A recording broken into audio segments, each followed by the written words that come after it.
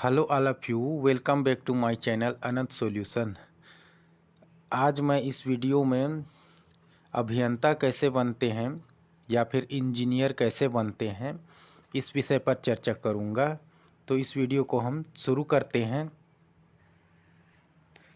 सामान्य रूप से हम जानते हैं कि इंजीनियर या अभियंता बनने के लिए 12वीं के बाद इंजीनियरिंग या अभियंता का कोर्स होता है और उसके लिए 12वीं में शास्त्र, रसायन शास्त्र और गणित का होना आवश्यक है। तो इस हिसाब से जिनका 12वीं में गणित, भौतिक शास्त्र और रसायन शास्त्र विषय नहीं है, वे लोग कैसे इंजीनियर या अभियंता बन सकते हैं, इस पर हम बात करेंगे। तो जिनका 12वीं में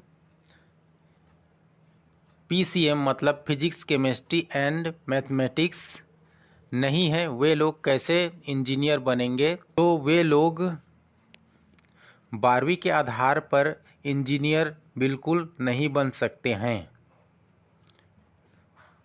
तो वे लोग जो 12वीं तक पढ़ चुके हैं और उसके बाद इंजीनियर बनना चाहते हैं लेकिन उनका विषय फिजिक्स, केमिस्ट्री, मैथमेटिक्स नहीं है, वे इंजीनियर कैसे बनेंगे। तो उनको सबसे पहले 10वीं के आधार पर पॉलिटेक्निक करना पड़ेगा।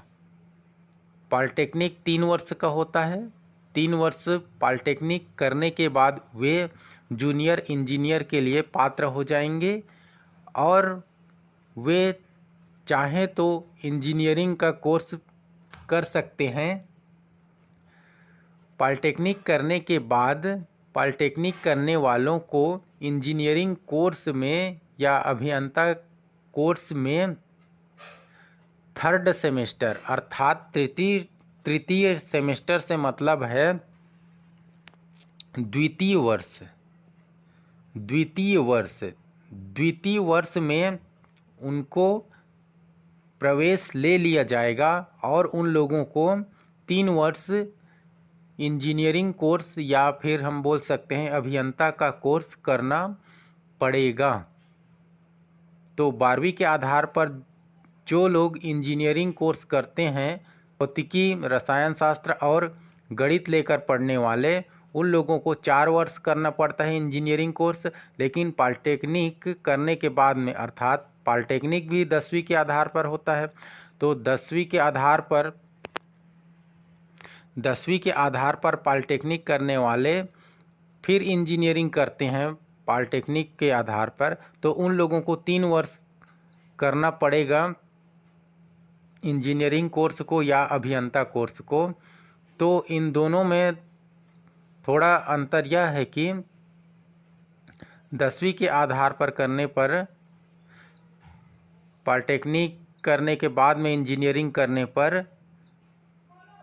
2 वर्ष अतिरिक्त लग जाता है और 12वीं भी हो गया है तब की स्थिति में। बस यही अंतर है, बाकी तो कुछ अंतर नहीं लग रहा है। तो इस प्रकार से 12वीं आर्ट्स वाले चाहे कोई भी विषय हो 12वीं में, उससे मतलब नहीं है, 10वीं के आधार पर पॉलिटेक्निक कर सकते हैं और पॉलिटेक्निक करने के बाद में इंजीनियरिंग का कोर्स किया जा सकता है। जैसे ही बैचलर ऑफ इंजीनियरिंग हो जाएगा तो उसके बाद चाहे तो मास्टर ऑफ इंजीनियरिंग भी कर सकते हैं।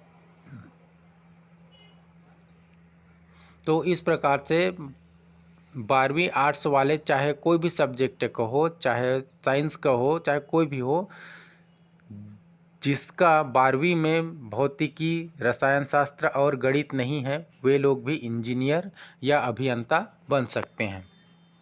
तो फिलहाल इस वीडियो में इतना ही। Okay, thank you.